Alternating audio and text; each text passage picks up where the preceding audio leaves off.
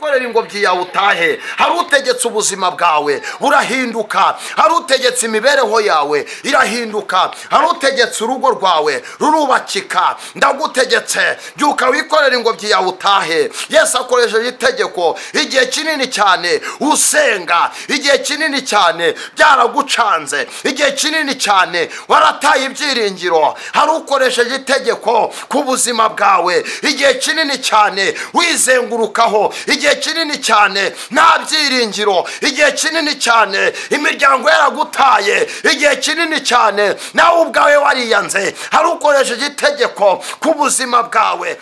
Mbanje kugusuhuza we mukunzi w'Ineza y'Imana TV, wowe udukurikira, wowe udukunda, wowe ukunda ijambo ry'Imana. Ni amahirwe atavugwa, ni umugisha ukomeye kuba hakiriho abantu bakunze ijambo ry'Imana.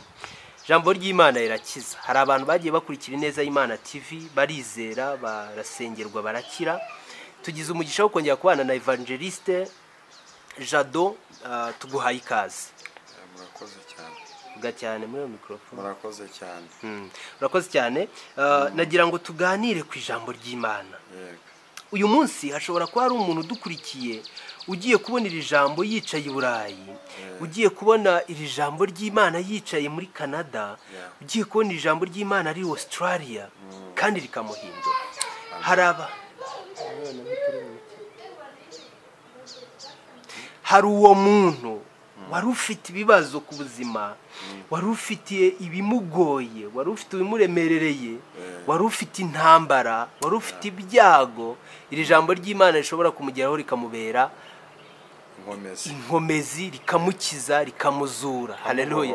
Mwanditsi yaravuze ngo ijambo ry'Imana ryaranzuye, ryamugeraho rikamuzura, ryamugeraho rikamukiza, ryamugeraho rikamuha ihumure. Ndagira ngo tuguhe ikaze, urabanza udusengere, hanyuma utuganirize ijambo ry'Imana Imana ishyize ku mutima wawe uyu munsi. Yego, murakoze cyane. Katumanze dusenga, ariko mbere yo gusenga nongeye kubasuhuza mu izina rya Yesu. Amen. Nkuko yabivuze ni Evangeliste Jado, tusanganywe mu kiganiro Ineza y'Imana TV.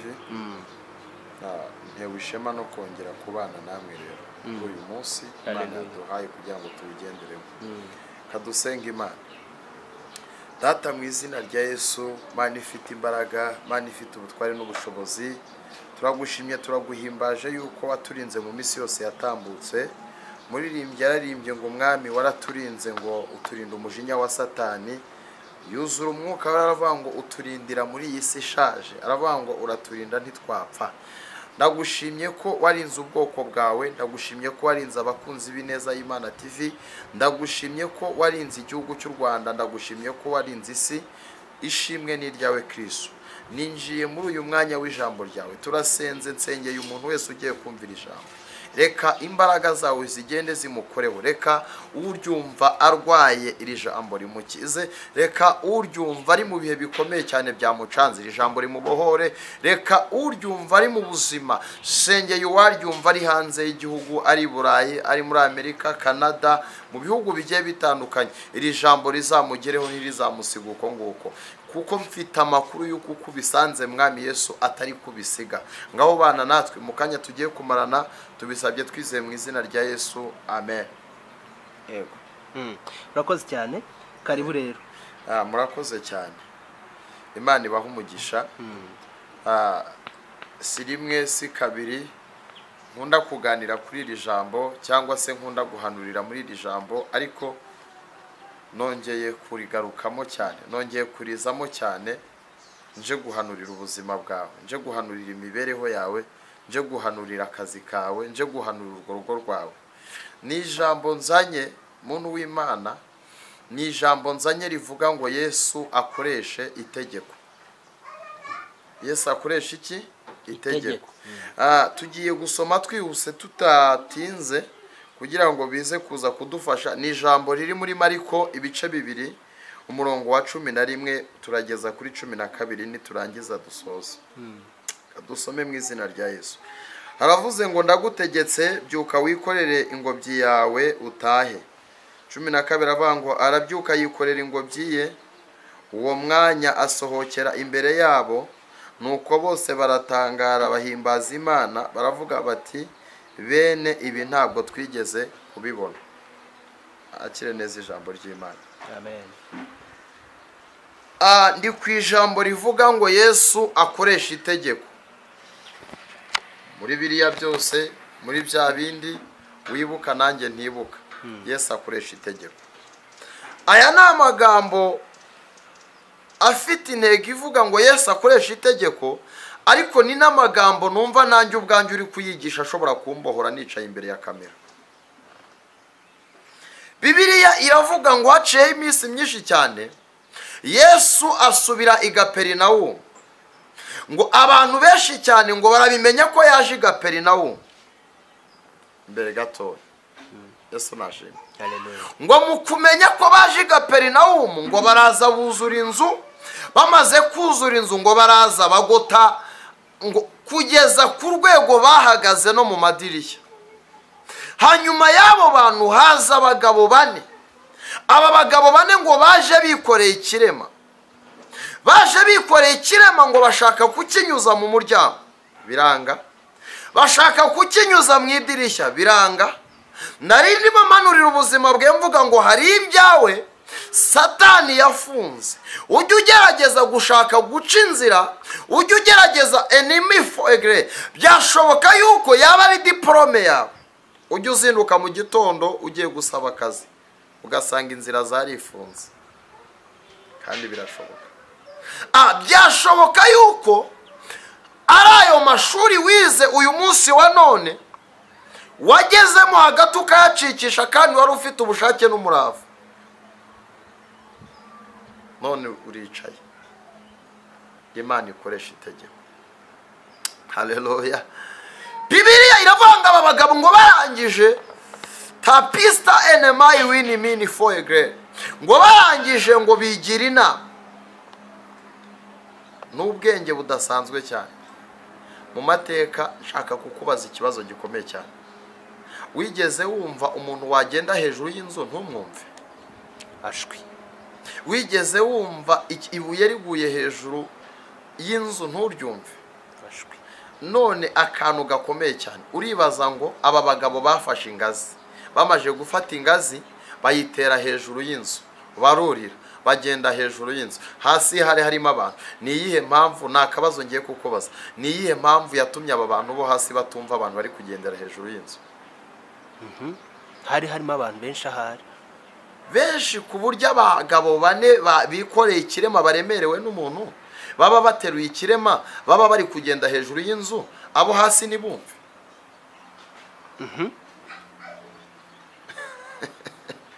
Haleluya. Ijambo riravuze ngo bafata ingazi, bamaze gufata ingazi ngo bayitera hejuru y'inzu, ngo bafata cya kirema ngo barakizamura, bamaze kukizamura ngo bakigendagenda. Nari ndimo mvuga ngo Imana ubwo igiye kugutabara hari abantu igiye gupfuka amatwi kugira ngo igutabare. Hari abantu bari bashishikajwe kumva inkuru yawe wapfuye, batunguwe no kumva wazutse. Mu izina rya Yesu. Bafata ingazi. Bibiliya avuga akantu gasekeje tugiye gusengeramo ngo bapimanya n'ahantu Yesu yaragize ute? Yarari. Basambura inzu, abo hasi ntibari kugira ute? Kubyumva. Bagera ahantu bageze ahantu bavuga ngo uko byasa kose iki kirema nitukirekura kirakwirwamo. Amen. Bishatse kuvuga ngo basambuye ahantu hanini cyane. Imana ukuntu ari umukozi w'umuhanga, habe n'umuntu waba wararamye ngo arebe hejuru ngo ko twumva ibintu biri gusakuza hejuru nini. Nibaza ko uyu muntu iyo yumva abantu bagenda hejuru y'inzu ye n'ibyari amateraniro byari guhagarara. Haleluya. Namo sike fomene costa egre. Nari ndimo mvuga ngo nawe upimanye ahantu Yesu ari. Imana ishimwe. Ngo barangije bafata ikirema, bamaze gufata ikirema ngo baragiterura, ngo bamaze kugiterura ngo barakirekura, ngo bakirekurira ahantu Yesu yarari. Ijambo ritangaje ngo Yesu ngo ntiyareba ikirema, ngo arararama areba kwizera kwa babagabo. Haleluya. ngo amaze kureba kwizera kwa ba bagabo ngo areba ikirema arakibwira ati mwana wanjye ibyaha byawe urabibabariwe. Haleluya. Imana ishimwe. Ngo hari abanditsi ngo barangije baravuga ati urinde, uri muntu ki ubasha kubabarira ibyaha? Yesu avuga amagambo akomeye cyane ngo arangije ngo yibwira ibiri mu mutima wabo, arababwira ngo ninde wababeshye? Umwana w'umuntu afite ubutware mu isi bwo kubabarira icyaha. Haleluya. Naringeze ku ijambo rivuga ngo Yesu akoresha iki? Itegeko. Arangije areba ikirema, aragitumbira, areba ikibazo, areba uburwayi, areba izo ntambara ubamo, areba ayo marira umaranye iminsi, areba ako gasuzuguro k'abadayimoni kakumazeho iminsi, arangije avuga ngo ndagutegetse byuka wikorera ingobyi yawe utahe. Narinzanye ubuhanuzi bwe buvuga ngo Yesu akoresheje itegeko ku buzima bwawe, Yesu akoresheje itegeko muri ubwo burwayi bwawe, Yesu akoresheje itegeko muri ako kazi kawe kari karanze, Yesu akoresheje itegeko. Nayishuriwe umuntu urwana urugamba n'ikigeragezo mu kazi, kugeza ku rwego nabonye asohoka muri biro akajya gusengera muri tuwarete byamucanze. Urumva ukuntu ari ikintu gikomeye.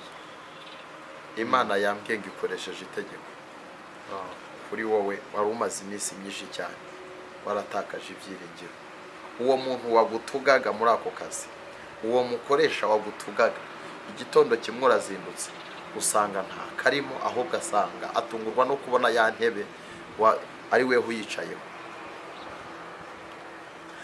Ngo hafi aho ngo ba bandi bari bafunze inzira za cya kirema ngo bagiye kubona ngo babona icyari kirema, Bibiliya iravuga ngo arabyuka, ngo arahaguruka, ahagurukira imbere y'abandi, imbere y'ababandi.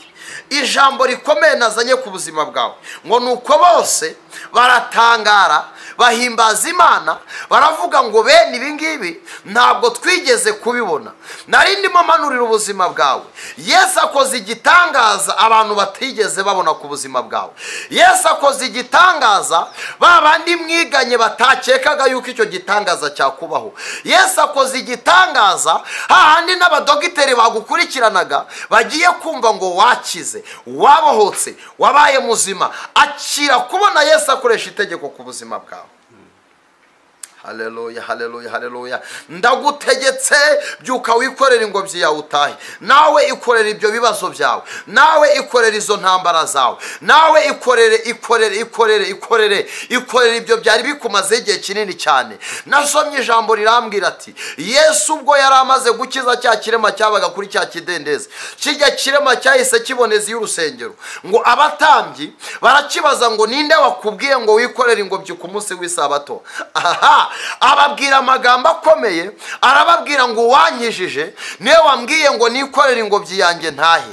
Nari ndimo manurira ubuzima bwawe, wa mukobwa we, wa mubyeyi we, wa musore we wari umaze iminsi myinshi cyane waratakaje ibyiringiro, we wajya gusenga ukibwira ngo Imana yarakuretse. Nari ndimo nkuhanurira ngo Yesu akoresheje itegeko ku buzima bwawe. Iyo visa yawe yari imaze igihe kinini cyane abadayimoni barayitwaye. Nari ndimo mvuga ngo hari itegeko riyijeho. Utunguye no kumva kuri ambasade baguhamagara Eriboshayini Mando de Staigere. Hari indwara y'abadayimoni mbonye isohoka mu maguru y'umuntu uzakurikirana iyi video. Mbonye aya maguru ayarwaye igihe kinini cyane. Imana irambwiye ngo ikoresheje itegeko kuri ayo maguru yawe. Haleluya, haleluya, haleluya.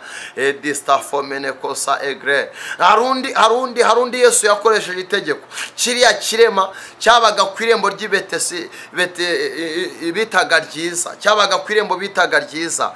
Cyahuye n'abagabo babiri bitwaga Petero na Yohana, kibabonye cyakekaga ko bari buze kugira ifeza, barakibwira ngo nta feza nta zahabu, ariko icyo dufite turakiguha mu izina rya Yesu. Haguruka wikorera ingobyi yawe utahe. Icyari ikirema ngo kirabandanduka, ibyari ibigufa byari byaragoramye bijya muri systeme, hahandi bwa bubumbamore bwari bwaragiye. Ariko nari ndimo mvuga ngo systeme y'Imana igigera ku kintu kitashobokaga kigashoboka. haleluya. Nacyo ngo kimara gukira ngo gihita kiboneza y'urusengero ngo kinjira kiterera hejuru ngo gishima Imana. Ngo abo mu rusengero ngo bakibonye ngo bamubonye ngo barabimenya ko ari we wajyaga wicara ku irembo ry'urusengero bitaga ryiza ngo asabiriza abantu ngo bamuhe. Haleluya. Yesu akoresheje itegeko ku buzima bwawe. Yesu akoresheje itegeko muri uwo muryango wanyu. Baragutaye, barakwanze, icyo cyangiro cy'abadayimoni, hari ukoresheje itegeko ku buzima bwawe. Pista for enemando staigre. Ndagutegetse byuka wikorera ingobyi yawe utahe. Hari impamvu ya mbere nari ndimo nkuhanurira aba bantu bafashe iki kirema akandi kanune nibagiwe bo ubwabo baragifashe barakijugunya nkeka yuko akandi kanu nagukumbuza gatoya. Iyo Yesu adakiza iki kirema abagabo bari bakijugunye ntago bagombaga kubaho. Amen. Impamvu batagombaga kubaho, icyambere cyo bari basenya inzu y'abandi. Ikindi kintu cya kabiri byarashobokaga ko bagombaga kubafunga cyangwa se bakabaca ibihano. Ariko kubw'iki gitangaza na nyiri inzu manza nawe ubwe yaremeye ko Yesu ari igitangaza. Hari igitangaza Yesu aje gukora ku buzima bwawe, abantu bagahindura amagambo. Hari igitangaza Yesu aje gukora ku buzima bwawe, na babandi batagusobanukirwaga bakagusobanukirwa. Bibiliya avuga ngo nuko bose baratangara bahimbaza Imana, baravuga ngo bene ibi ngibi ntabwo twigeze kubibona. Hari ibintu Imana ikoze ku buzima bwawe imiryango itakekaga. Hari ibintu Imana ikoze ku buzima bwawe na za nshuti zawe zitakekaga. Hari ibintu Imana ikoze ku buzima bwawe na babandi mwasenganye nabo ubwabo baratungurwa ngo baravuga ngo bene ibi ngibi ntabwo twigeze kubibona. Ibyo Yesu akoze ku buzima bwawe n'abarozi ntabwo bari bazi ko byashoboka. Ibyo Yesu akoze ku buzima bwawe na babandi ntabwo bari bazi ko byashoboka. Nari ndimo mvuga ngo akiri igitangaza kimeze nka surprise ku buzima bwawe, mu kazi kawe, mu mibereho yawe, mu rugo rwawe, wa mukobwa we. Yesu akoresheje itegeko. Nari ndimo nkuhanurira hari ubuzima bwawe bugiye guhinduka, hari imibereho yawe igiye guhinduka, hari ubuzima wabagamo, hari ibintu wibonagamo, hari ibintu wahuraga nabyo. Reka nkubwire, wasengeye heshi, wahanuriwe na benshi, ariko ndimo ndahanurira ubuzima bwawe. Yesu akoresheje itegeko ku buzima bwawe. Ndagutegetse byuka wikorera ingobyi yawe utahe. Iki ni igihe ngo wikorere iyo diyabete, iki ni igihe ngo wikorere iyo kanseri yawe, iki ni igihe ngo wikorere iyo sida. Wikumva ngo ni ibipindi. Ndagusaba intwari imwe yo kwizera gusa, iyo ndwara irasohoka mu buzima bwawe. Hari abantu benshi cyane bagiye bizerera muri iri jambo, barakira, barabohoka, bahindurirwa ubuzima. Yesu akoresha itegeko ku buzima bwawe. Yesu akoresha itegeko muri ubwo buzima bwawe. Nari ndimo mvuga ngo mama, Yesu nakoresha itegeko. Iyo Delila yarifashe umugabo wawe iramurekura. Yesu nakoresha itegeko, uwo murozi wararaga mu rugo rwawe ari buze gusohoka. Yesu nakoresha itegeko, ayo mahembe bakohererezaga nta nari muzongera kumva. Ndagutegetse ngo byuka wikorera ingobyi yawe utahe. Ngo arabyuka yikorera ingobyi ye, ngo nuko bose baratangara bahimbaza Imana, baravuga ngo bene ibi ngibi ntabwo twigeze kubibona. Igitangaza Yesu akoze ku buzima bwawe abantu ntabwo bigeze bakibona, famiye ntabwo yigeze ikibona, babandi bagupingaga ntabwo bigeze bakibona. Icyo Yesu akoze kigiye gucecekesha abantu, icyo Yesu akoze kigiye gutuma amagambo y'abantu aceceka, icyo Yesu akoze kigiye gutuma abarozi birukanka bakaguhunga, icyo Yesu akoze kigiye gutuma abantu babandi bari baragutaye, babandi bari barakuvuyeho, babandi bose bagiye guhindukira baze bavuye ngo muntu w'Imana dusanze Imana wakoze. Bamwe bagiye kukubaza ngo ni he wasengeye. Kubera igitangaza Yesu akoze ku buzima bwawe, igitangaza Yesu akoze mu mibereho yawe ni igitangaza kidasanzwe. Yesu yakoresha itegeko muri ubwo burwayi bwawe, Yesu yakoresha itegeko muri ubwo bucuruzi bwawe bwahombye. Yesu yakoresha itegeko muri iyo nyubako umaze igihe kinini cyane wubaka yarananiwe kuzura. Yesu yakoresha itegeko, ndimo ndakubona enemy for egrere minister egrere, uri umukobwa, iyi video izakugeraho uri mu gihugu cyo mu Bubiligi. Yesu akoresha itegeko, wa mukobwa we, nawe washaka, nawe wakubaka, nawe wabyara, nawe waheka. Ndimo ndabona umubyeyi Yesu azakoresha itegeko kuri iyi video. Nari ndimo nkuhanurira mama, hari itegeko Yesu aje gukoresha, akira guheka. Mbonye hari ikintu baguhekesheje mu mugongo wawe cyatuma gudaheka, akira kubona Yesu akuvana icyo kintu baguhekesheje. Edibi fomene kosa igrere, wakire guheka umwana muzima, wakire nawe gushyira imugongo. Warasenze, warivuje, bakubaze mu nda, ibibyima ndimo ndabona urindiriye urubyara igihe kinini cyane. Yesu akoresheje itegeko, abaganga bananiwe. Yesu akoresheje itegeko, amategeko y'abantu yataye agaciro. Yesu akoresheje itegeko, ikorera ingobyi yawe utahe. Hari utegetse ubuzima bwawe burahinduka, hari utegetse imibereho yawe irahinduka, hari utegetse urugo rwawe rurubakika. Ndagutegetse, byuka wikorera ingobyi yawe utahe. Yesu akoresheje itegeko, igihe kinini cyane usenga, igihe kinini cyane byaragucanze, igihe kinini cyane warataye ibyiringiro. Hari ukoresheje itegeko ku buzima bwawe, igihe kinini cyane wizengurukaho, igihe kinini cyane nta byiringiro, igihe kinini cyane imiryango yaragutaye, igihe kinini cyane nawe ubwawe wariyanze. Hari ukoresheje itegeko ku buzima bwawe. Ndagutegetse, byuka wikorera ingobyi yawe utahe. Ikorera ubwo bushomeri, ikorera ubwo bukene, ikorera ubwo bukode, ikorera uwo mwuka w'ibihombo wari umaze iminsi myinshi cyane ukugendaho. Tapi fomene kosa ene kosa enema shawimini kosa enemando destai. Ndagutegetse, byuka wikorera ingobyi yawe utahe. Yewe ufite ubwo bumuga ugendanye igihe kinini cyane, naguze uko byaje byarizanye, jugunya iyo mbago yawe. Yesu akoresheje itegeko mu izina rya Yesu Kristo wa Nazareti. Nawe umaze igihe kinini cyane ubabara mu mutwe, ibintu byaragucanze, rambura ikiganza. Yesu akoresheje itegeko, ndimo ndabona waraburanye, igisigaye urimo urajurira. Hari Yesu ukoresheje itegeko, akira itsinzi mu biganza byawe. Akoresheje itegeko, iyo ndwara y'abadayimoni yirukankaga mu mubiri wawe, iyo irikotasi irirukase iragiye. Ndagutegetse, byuka wikorera ingobyi yawe utahe. Nyemerera ngusengere, nyemerera nkwatureho imbaraga y'ubutware n'ubushobozi ituruka muri Yesu Kristo. Izere, waba uri hafi, ufite uburwayi, ufite ikibazo gikomeye, fata amazi hafi yawe nyasengere, tugiye gusengana Imana. Lekosa enema penistiki fomene kosa igre. Ndagutegetse, byuka wikorera ingobyi yawe utahe. Bibiliya avuga ngo arabyuka yikorera ingobyi ye. Uwo mwanya asohokera imbere ya babandi bari barafunze inzira, imbere ya babandi bari baramufungiye umugisha, imbere ya babandi bari baramuroze, imbere ya babandi bangaga katabarwa. Nyamara byashoboka ko yaba ari wowe Yesu atabaye, byashoboka ko yaba ari wowe Yesu ahinduriye ubuzima.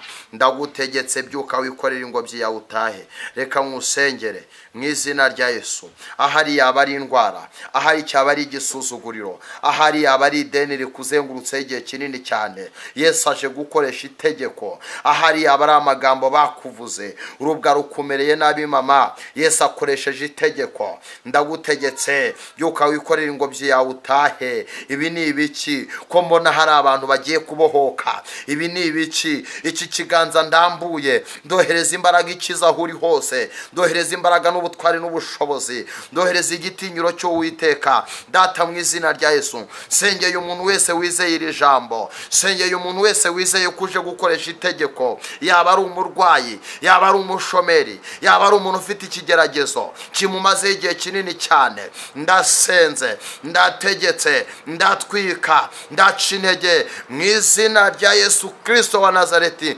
Koresha itegeko ku buzima bw'uyu mukobwa abarozi bazinze, koresha itegeko ku buzima bw'uyu mucuruzi mbona iseta ye bahumanyije, ugera yagafungura agasohoka nta kintu abonye. Koresha itegeko mwami ku bakobwa bashaka kubaka ingo, koresha itegeko ku bashomeri, koresha itegeko ku basore mu izina rya Yesu. Mwami Yesu, koresha itegeko. Ijambo ryawe riravuze ngo ndagutegetse byuka wikorera ingobyi yawe utahe. None aha ngaha ndategetse ngo uburwayi buhunge, ndategetse ngo buri mwuka wose warufashe ubwoko bw'Imana ukubitwe hasi, urekure ushye mu izina rya Yesu Kristo wa Nazareti, amen. Yesu abaho umugisha. Murakoze cyane. Amahoro n'imigisha bibane nawe. Shalom. Arakoze cyane umwigisha wacu, Imana imuhe umugisha kandi Yesu ategeke ku buzima bwawe. Yesu ategeke wowe warudukurikiye, Yesu ategeke bya bindi bitagenda neza, Yesu ategeke bya bindi ubona bitakoroheye, Yesu ategeke. Imana ishimwe. Hanyuma umuntu wakenera kumusengera yagukura kuyihe nimero wayitangaza kugira ngo umuntu wakumva iki kiganiro aguhamagare? Kanyibahe 078 97 44 535. Basubiramo 078 97 44 535. Urakoze cyane. Umuntu wakwifuza kuvugisha Evangeliste Jado yamuhamagara. Kandi abantu bamwe bajyaga bakumva kuri radio ubwiriza, uyu munsi bagize amahirwe yo kongera kukubona, bakabona umuntu wajyaga kubabwiriza. Ni byiza ndetse ni by'agaciro. Turizera rero ko mu kiganiro cyacu gitaha n'ubundi uzabana natwe ndetse ukatuganiriza ku ijambo ry'Imana ribohora. Bakunzi mwese ba televiziyo yacu turabashimira ko mudukurikirana umunsi ku munsi. Nagira ngo nkusabe gukora subscribe, kanda hasi handitse subscribe, ndetse nabo ufite n'igitekerezo ukiduhe muri comment. Ikindi twagusaba no gusangiza abandi buno butumwa bwiza. Ijambo ry'Imana ribohora ntabwo rikwiye kwihereranwa, ahubwo ryagera no ku bandi bantu baryifuza. Imana iguha umugisha wowe warudukurikiye kandi n'umwigisha wacu namwe. Imana ibaha umugisha. Murakoze cyane. Yesu abaha umugisha. Murakoze cyane. Yego.